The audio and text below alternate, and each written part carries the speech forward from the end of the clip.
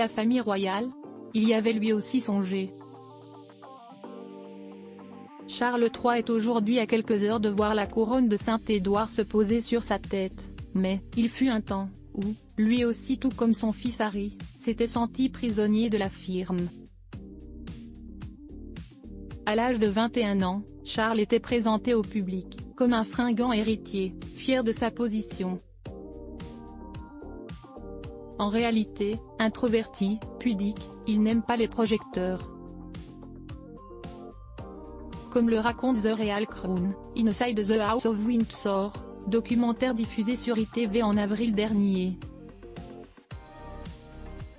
Le roi Charles III a alors pensé à laisser tomber ses fonctions et partir vivre à l'étranger.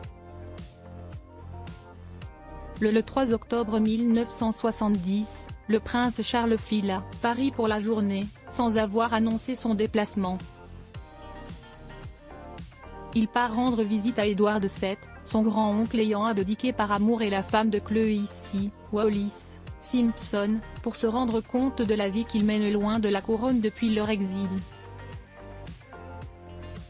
Selon le documentaire, Charles voulait voir par lui-même s'il était possible d'être heureux hors de la famille royale. Mais Charles constate surtout que le couple vit dans la nostalgie de la monarchie, domestiques déguisés comme à Londres, artefacts royaux dispersés dans le salon. Devant le pathétisme de la situation, Charles décide de ne plus se poser de questions et rentre au bercail. Que le rappellent les images, Charles écrira dans son journal qu'il a été soulagé de quitter le couple d'ex-royaux, confrontés à la tragédie de leur vie.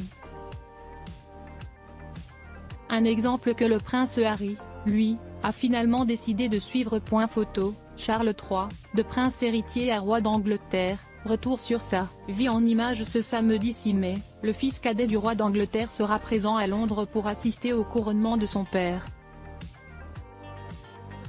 Mais comme l'ont rapporté nos confrères de The Sun, le duc de Sussex a été relégué au 3e rang dans l'abbaye de Westminster.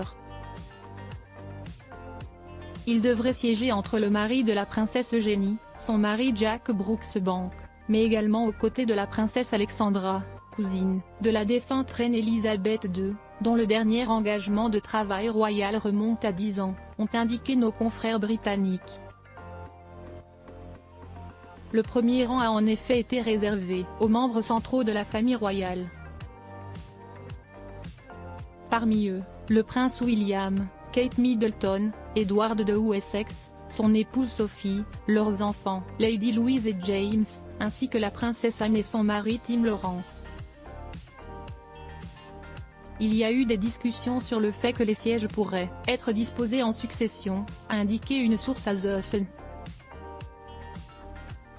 Suivez en direct le couronnement de Charles III et de Camilla, en direct toute la journée sur gala.fr, via notre live. Crédit photo, agence Best Images.